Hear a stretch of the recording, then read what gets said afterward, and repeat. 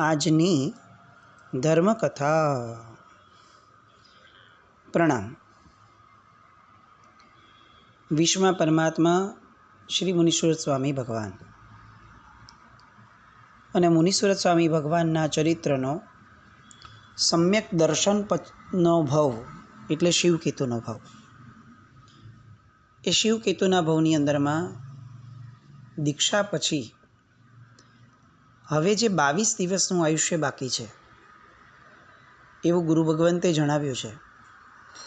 એ દિશા તરફ હવે શિવકેતુ મુનિ આગળ વધી રહ્યા છે. સાધુ ક્રિયામાં એમનું મન જામી ગયું છે. 10 પ્રકારનો સાધુ ધર્મ એ જાણે એમની અંદર ઓતપ્રોત થઈ ગયો હોય એવું એમનું જીવન ચાલી રહ્યું છે. સાધુપણા માટે આપણે ત્યાં એક બહુ જ સરસ વાત સ્નાત્રની કડીમાં આવે છે. સરાગથી સંયમ આચરી. પરમાત્માનો જીવ પૂર્વથી ત્રીજા ભાવની અંદરમાં એનું જે વર્ણન આવે છે એ વર્ણનમાં એક જ શબ્દની અંદરમાં સ્નાત્રકાર આપણને જણાવવા માંગે છે કે તીર્થંકર નામકર્મ કેમ બંધાયો, તીર્થંકર બનવાની પાત્રતા યોગ્યતા કઈ રીતે વિકસિત થઈ. તો એ પૂર્વથી ત્રીજા ભાવની અંદરમાં દરેકે દરેક તીર્થંકર પરમાત્મા સરાગથી સંયમ આચરે. એ સંયમ એવી રીતે આચરણમાં લાવે કે જે સરાગ હોય. આ બહુધા આ નિયમને લાગુ પડવાનું હોય. એવું નથી કે દરેક તીર્થંકર પરમાત્મા પૂર્વથી ત્રીજા ભાવમાં દીક્ષા લે જ, પણ બહુધા થંબ રૂલ રાજમાર્ગ એ આ ગણાય. આ સરાગવાળું સંયમ એટલે શું એ આ શિવકેતુના ભાવની અંદરમાં આપણે એનો અણસાર મેળવી શકીએ. અલબત્ત આ કંઈ પૂર્વથી ત્રીજો ભાવ નથી, આ તો દીક્ષા નિર્વાણ પહેલાંનો 5મો ભાવ છે. પણ તેમ છતાં 22 દિવસના સંયમની અંદરમાં એ સંયમમાં જે રાગ ઊભો કરે છે, સંયમનો રાગ જે ઊભો કરે છે એ અદ્ભુત છે. અહીંયા સંયમ શબ્દને આપણે જે દૃષ્ટિકોણથી જોઈએ છીએ એ દૃષ્ટિકોણથી અલગ લેવાની જરૂર છે, તો જ આપણને આનો તાત્પર્યાર્થ સમજાશે. આપણી દૃષ્ટિએ સંયમ એટલે દીક્ષા લેવી. દીક્ષા લીધા પછીથી 6 કાયના જીવની વિરાધનાથી અટકવું અને સાધુ ક્રિયાઓનું પાલન કરવું. વિહાર, લોચ આદિ જે પણ ક્રિયાઓ છે, તપશ્ચર્યા વગેરે તે કરવું. આ ચોક્કસપણે સંયમ છે, પણ મૂળભૂત રીતે સંયમની જે વ્યાખ્યા છે એ આનાથી ઘણી આગળ પણ છે. આ તો ખરું જ, આના સિવાયની તો કોઈ વાત જ નથી. પણ આના સિવાય મૂળભૂત રીતે જેમ બાહ્ય તપની વ્યાખ્યાઓ અને બાહ્ય તપના ફળ ચાખવા હોય તો સૌથી પહેલાં મૂળભૂત રીતે અભ્યંતર તપમાં જવું પડે. એવી રીતે આ બાહ્ય સંયમની આચરણાની સાથે અભ્યંતર સંયમના પરિણામ પર જવું પડે. સંયમ એ પરિણામની વાત છે, એ બહારથી દેખાતી ઘટનાની વાત નથી. જે બહારથી ગ્રહણ કર્યું છે એની પરિણતિ અંદરમાં કેટલી ઊભી થઈ છે, એનો પરિણામ મનમાં કેવો જાગ્યો છે, એ સંયમ છે. અને એ ગુણ સ્થાનકની વૃદ્ધિનું કારણ છે. શિવકેતુના ભાવની અંદરમાં એ સંયમનો પરિણામ કે જેની અંદરમાં જીવ માત્ર પ્રત્યે મૈત્રીનો ભાવ. હવે આ જીવ મૈત્રીને પણ સંયમનો પરિણામ ગણીને છેલ્લો ભાગ એને ગણવો એ અધૂરું રહેશે. જીવ માત્ર પ્રત્યે મૈત્રી ત્યારે જ પ્રગટી શકે છે જ્યારે જીવ માત્રને પોતાના આત્મતુલ્ય ગણાય. અને જીવ માત્રને પોતાના આત્મતુલ્ય ત્યારે જ ગણી શકાય જ્યારે પોતાને આત્મા ગણી શકાય. હું દ્રઢપણે જ્યારે માનું છું કે હું આત્મા જ છું, હું આત્મા છું એમ નહીં, હું આત્મા જ છું, આ દ્રઢતા જ્યાં સુધી નથી આવતી ત્યાં સુધી જીવ ક્યારે પણ આગળની ઉપરની આરાધનાઓની અંદરમાં સ્થિરપણે ટકી શકે એવી દ્રઢતા એને પ્રાપ્ત નથી થતી. મોક્ષ માર્ગની કદાચ શરૂઆત જ આ ગણી શકાય કે જેની અંદરમાં આગળ પાછળથી બધેથી ક્યાંકથી આપણને શુભ આલંબનેથી સાંભળવા મળ્યું કે ભાઈ હું આત્મા છું. એની પર શ્રદ્ધા થઈ, એ શ્રદ્ધાને વારંવાર ઘૂંટવામાં આવી અને છેવટે અંદરમાં દ્રઢપણે એક સ્વીકાર ભાવ આવે છે, એક અનુભવ આવે છે કે હું આત્મા જ છું. બસ આ જે પરિણામ છે એ સમ્યક દર્શનની એ ભૂમિકાની વાત છે. અને અહીંયાથી મોક્ષ માર્ગ શરૂ થાય છે. એની પહેલાંનું જે પણ છે એ કંઈ વ્યર્થ છે અથવા એનો કંઈ અર્થ નથી, આવું તો વિચારી પણ ન શકાય. પણ એ બધું જ આ મહત્ત્વની જે ભૂમિકા છે એની પૂર્વ ભૂમિકા છે. શિવકેતુનો જીવ આ ભવની અંદરમાં સમ્યક દર્શન પામે છે. એનો અર્થ આપણે ગણી શકાય કે 8 વર્ષના બાળકને જ્યારે સુરમુનિ પાસેથી ધર્મ સાંભળવા મળે છે, એ એના પિતા પાસેથી બધી વાતચીતો દ્વારા એના પિતા વિશ્વભૂતિને એ ખરો ધર્મ પમાડે છે અને બધા જ ભેગા થઈ શિવકેતુની દીક્ષા કરે છે. અને દીક્ષા પછીથી જે 22 દિવસ નીકળે છે એની અંદરમાં શિવકેતુના અંદરમાં કંઈક એવું ઉત્પન્ન થયું છે કે જે એને આ ભૂમિકા સુધી પહોંચાડે છે, આત્મદર્શનની અને આત્માનુભૂતિની. કારણ કે તો જ સમ્યક દર્શન એ એમને આવુમાં પ્રાપ્ત થયું હશે. ગુરુ ભગવંત આગળ જાય છે 16મા દિવસની સવારે અને પૂછે છે કે પ્રભુ, આ 15 દિવસની અંદરમાં આપે મને જે આપ્યું છે એ અકલ્પનીય છે. આ 15 દિવસની અંદરમાં આપે મારા ચિત્તની અંદરમાં અનંતા ભવોના કુસંસ્કારો કાઢવા માટે ધર્મ ક્રિયાઓ, ધર્મનું શ્રવણ, ધર્મનું સ્વરૂપ આદિ જે પણ સમજાવ્યું છે એ બધાના કારણે હવે મારા ચિત્તની અંદરમાં એવો ભાવ પ્રગટ્યો છે કે મારે હવે આ ધર્મમાંથી ક્યારે પણ અસ્થિર નથી થવું.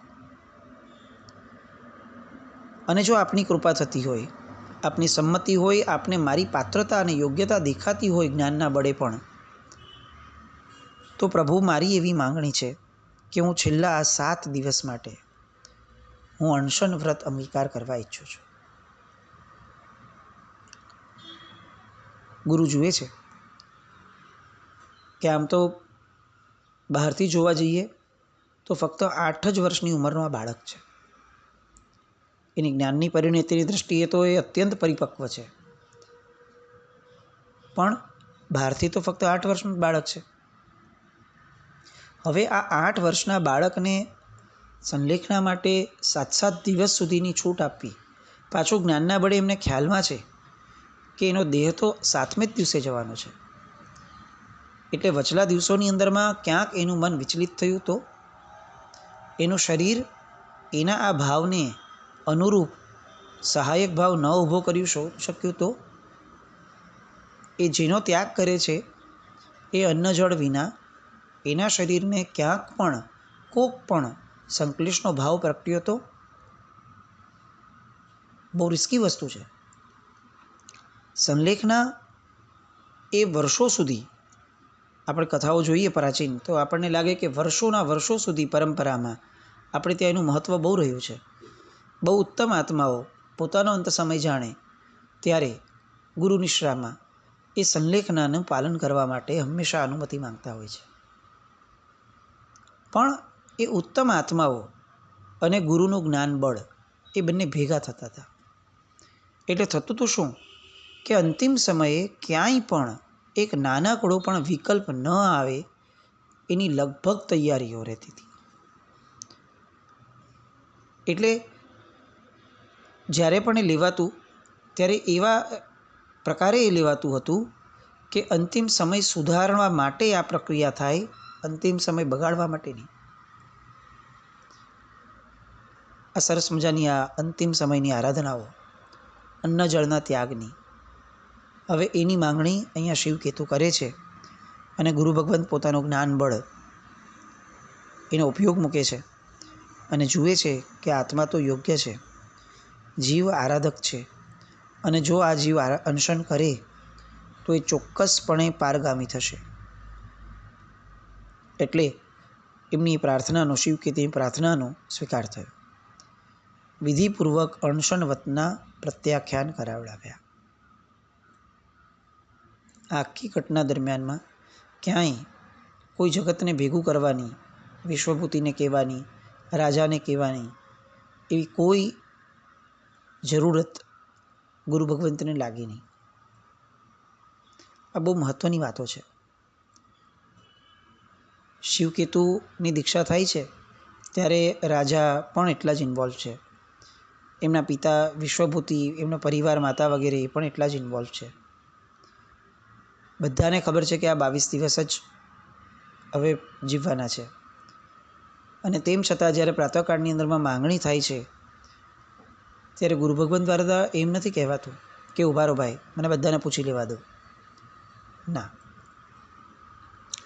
આનો અર્થ એવો પણ નથી કાઢતા આપણે કે ગુરુ ભગવંત જ બધું નક્કી કરી લે છે અને એ લોકોએ એમના પ્રત્યે એમને કંઈક અસદભાવ હતો કે અરુચિ હતી કે કોઈ તુમાખી હતી, એમ વાત નથી. મહત્ત્વની વાત આ છે. આપણે ત્યાં ગીતાર્થ ગુરુને જે અધિકારો આપ્યા છે એ અબાધિત અધિકારો છે, પણ ચોક્કસપણે એ ગીતાર્થતા એમના ગુરુ દ્વારા પ્રમાણિત થયેલી હોય તોની જ વાત છે.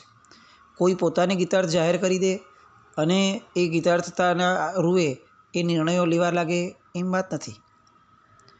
પણ અહીંયા જે મૂળભૂત વાત જોવા મળે છે એ આ છે કે શિષ્યના યોગક્ષેમ માટે ગુરુ પાસે એમની ગીતાર્થતા અને શાસ્ત્ર સાપેક્ષતાના આધારે અબાધિત અધિકારો છે.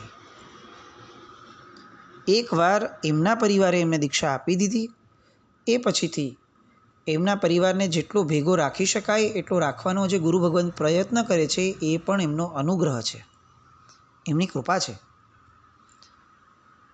અહીંયા વિશ્વભૂતિ વગેરે એ જ્યારે જાય છે વંદન કરવા માટે ત્યારે પૂછે છે ગુરુ ભગવંતને કે અમારા આ બાળમુનિ અત્યારે ક્યાં છે? અને ત્યારે ગુરુ ભગવંત જણાવે છે કે તેમને તો વિધિપૂર્વક અનશનના પચખાણ કરાવ્યા છે. બધાને આનંદ થાય છે. જ્ઞાન બળના આધારે જો ગુરુ ભગવંતને એવું લાગે છે કે આમનું ભવિષ્ય આનાથી ઉજ્જવળ છે તો આનાથી વધુ આનંદ શું હોઈ શકે? અને એટલે દિવસમાં 2 વાર 3 વાર આવી અને ફક્ત આ બાળ સાધકને નિહાળવાનું કામ આ પરિવારજનો કરે છે. દીક્ષા આપ્યા પછીથી પરિવારજનોનો જે અધિકાર છે એને બહુ રિસ્ટ્રિક્ટેડ માત્રામાં આપણે ત્યાં રાખવામાં આવ્યો છે.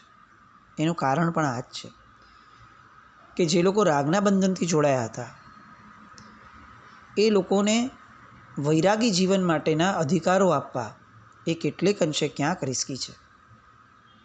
અને એટલે એ ભાગ એ એમના ગુરુ હસ્તક જ હોય છે. બધા જ લોકો આ બાળ સાધકની અપ્રમત્તતા જોઈ અને આનંદ અનુભવે છે. શિવકેતુ મુનિને પણ પચ્ચખાણ આપ્યા પછીથી એ જે ગુરુ નિશ્રાની અંદરમાં હવે 7 દિવસની સુધારણા માટેનો જે એક આખો કન્ટિન્યુઅસ પ્રોસેસ ગુરુ ભગવંત આપે છે અન્ય સહવર્તી મુનિ ભગવંતો દ્વારા આ શિવકેતુના જીવને 8 વર્ષના બાળકને જે રીતે સમાધિ વધે, આનંદ વધે, પ્રસન્નતા વધે, સંયમ પ્રત્યેનો અહોભાવ વધે એ માટેની જે વાતો કરવામાં આવે છે.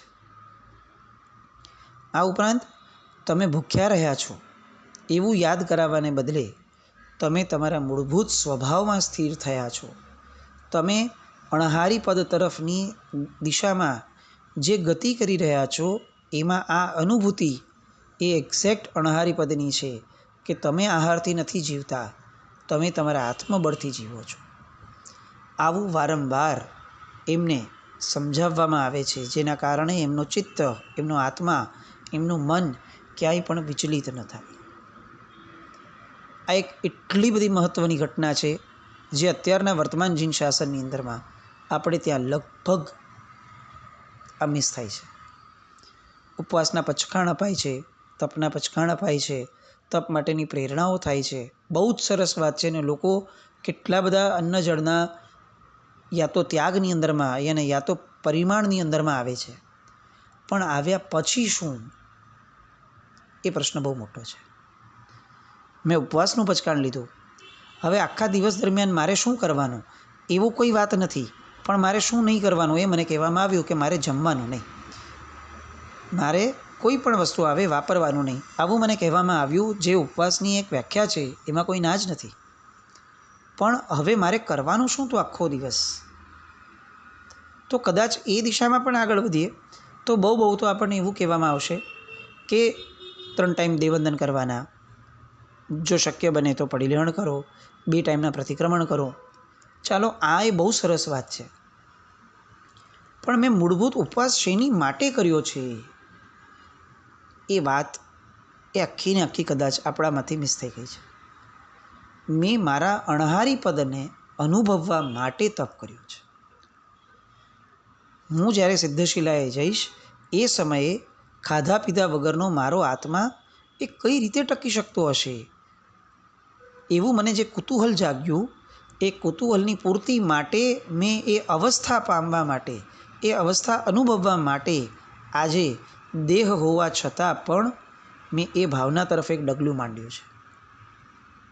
આ મારો ઉપવાસ છે. આ વિચારણા એ જો જીવને સતત ન અનુભવાય અથવા મહદ અંશે ન અનુભવાય અથવા એ અનુભવવા માટેના પ્રયત્ન ન કરાય તો ઉપવાસની વ્યાખ્યા ફક્ત અને ફક્ત એક દિવસ માટે ભૂખ્યા રહેવું, એનાથી આગળ શું ગણશું આપણે? કોઈ તપ ધર્મની નિંદા માટેની વાત કે કોઈ વિવાદ ઊભા કરવા માટેની વાત તરફ આ વાતને ન લઈ જવામાં આવે. વર્ષોથી, ઘણા વખતથી ધર્મકથા ચાલે છે, એટલે લોકોને, આ શ્રોતાઓને ખ્યાલમાં હશે કે આપણે કયા આશયથી જઈએ છીએ. જે છે એની નિંદા કરવાનો ભાવ અશક્ય છે, કારણ કે એ નિંદનીય છે જ નહીં, એ અનુમોદનીય જ છે. પણ એમાં જે અધુરાશ છે એ અધુરાશને ઉજાગર કરવા માટેની આ વાત છે. આપણા તપશ્ચર્યાની અંદરમાં આપણે આ અણહારી પદનો આસ્વાદ એ જે મિસ કરી રહ્યા છે અને એના કારણે આપણા પારણાઓ જે બગડી રહ્યા છે, એના વિષાદની આ વાત છે, એની સંવેદનાઓની વાત છે. પારણા સમયની આપણી પરિસ્થિતિ જે બગડી છે, જે જગ જાહેર કદાચ દેખીતું આપણને થઈ રહ્યું છે, એના મૂળમાં પારણાની ઘેલછા નથી, કદાચ એના મૂળમાં આપણા ઉપવાસના લક્ષ્યની જ કદાચ કચાશ છે. જે હશે તે. પણ અહીંયા શિવકેતુ એ 7 દિવસના અણશણનો સ્વીકાર કરે છે. દિવસો જેમ જેમ વધતા જાય છે તેમ તેમ એમનો અંદરનો સંવેગ અને એમની સમાધિ બંને વૃદ્ધિગત થયા કરે છે. ગુરુ ભગવંતો, અન્ય સાધુ ભગવંતો, આ બધા એમની સમાધિની ચિંતામાં સતત સાવધાન છે. ગુરુ ભગવંત જ્ઞાનથી ચકાસી રહ્યા છે વારંવાર કે એની પરિણતિ વધુને વધુ વિશુદ્ધ બને છે કે નહીં. એ બનાવવા માટેનું આલંબન જે છે એ પણ સહવર્તી મુનિઓ સતત આપી રહ્યા છે. એવી આરાધનાઓ કરાવે છે એમની પાસે કે જેના કારણે ચિત્તની અંદરમાં એ વિશુદ્ધિનો પરિણામ પ્રગટે. અને આમ કરતાં કરતાં 7 દિવસ પૂરા થયા. ને આ બાળમુનિ શિવકેતુ એ 22 દિવસનું વિશુદ્ધ સંયમ પર્યાય પાડી, સંયમને આરાધી, સંયમનો પરિણામને ચિત્તની અંદરમાં પામી એ કાળધર્મ પામ્યા. સૌધર્મ કલ્પ નામના પ્રથમ દેવલોકની અંદરમાં 5 પલ્યોપમના આયુષ્યવાળા તેઓ દેવ થયા. રાજા, પુરોહિત, પરિવારજનો આ બધાએ એમના સંયમી દેહના વિધિવત જે પણ થવાની હતી કાળધર્મ પછીની વિધિ તે કરી. બધા જ એ વિધિ પૂર્ણ કરી ગુરુ ભગવંત પાસે આવે છે. ગુરુ ભગવંતે પૂછે છે કે પ્રભુ, આ 8 વર્ષનું બાળક જે આ જીવનની અંદરમાં પરાક્રમ કરીને ગયું, એ પરાક્રમનું ફળ એને હવે શું મળવાનું છે, અમારે એ જાણવું છે. અને ત્યારે ગુરુ ભગવંત એ જણાવે છે કે શિવકેતુની દેવગતિ થઈ છે. અને ત્યાર પછીના ભવોની અંદરમાં આ શિવકેતુ એ કઈ રીતે 3 લોકના નાથ બનવાની દિશામાં આગળ વધશે, એમની પણ કેટલીક વાતો ગુરુ ભગવંત જણાવે છે. આપણે અહીંયા મુનીશ્વર સ્વામી ભગવાનનો પ્રથમ ભવ એ અહીંયા પૂર્ણ કરી અને હવે એમના આગળના ભવ તરફ આગળ વધવાના. એમનો શિવકેતુ પછીનો જે દેવલોકનો ભવ છે એ દેવલોકના ભવ પછીનો એક બહુ જ મહત્ત્વનો અને બહુ જ આનંદદાયક ભવ એ છે કુબેર દત્તનો ભવ. પણ શિવકેતુના ભવની અંદરમાં જે આપણે સાંભળ્યું, જે સમજ્યું અને જે જાણ્યું, એનો જો સ્વાધ્યાય નહીં થાય તો એ ફક્ત કાનનો વિષય બનીને રહેશે. એટલે આજનો આખો દિવસ આખા ચરિત્રને ફરીથી આપણે સ્વાધ્યાયમાં લાવીએ. 8 વર્ષનો બાળક જો આ પરાક્રમ કરી શકે તો આપણે જે ઉંમરમાં છીએ અત્યારે, એ ઉંમરમાં આપણને પરાક્રમ કરતાં એકચ્યુઅલી રોકી કોણ રહ્યું છે, કમસે કમ એ સમજવા પ્રયત્ન કરીએ. આપણે કોઈ કષ્ટને દૂર ન કરી શકીએ તો છેવટે તે કષ્ટનું મૂળ જાણવા માટે તો પ્રયત્ન કરવો જોઈએ. અને એ મૂળ જાણશું તો ક્યારેક એ મૂળને ઉખેડી ફેંકવા માટે સાત્વિક પણ બનશું. આપણા પોતાના પ્રમાદનું મૂળ શું છે? આપણે સમ્યક દર્શન તરફ કેમ નથી આગળ વધી રહ્યા? આપણો આ ભવ એ મુનીશ્વર સ્વામી ભગવાન માટે જેમ શિવકેતુનો ભવ બન્યો, સમ્યક દર્શન પ્રાપ્તિનો ભવ, કોક જ્ઞાની ક્યારેક આવું કેમ ન બોલી શકે કે ભાઈ તમારો આ જે મનુષ્યપણાનો ભવ હતો ભરત ક્ષેત્રની અંદરમાં, એ ભવ એ તમારો સમ્યક દર્શનનો ભવ હતો, એવું આ ભવમાં આપણે કેમ ન કરી શકીએ? એની વિચારણા કરવા જેવી છે. એ વિચારણા માટેનો આખો દિવસ આપણે પસાર કરીએ. બોલંતુ મે દિયા, ભગવાન મારો દિવસ એ આવી જ કંઈક તમારા ચરિત્રની ધારામાં આગળ વધે એવી શુભ મંગલ કામના સાથે. જીના જ્ઞાન કંઈ પણ બોલાય તો ઈચ્છા મિત્રકુળમ. જૈનમ જયતિ શાસન.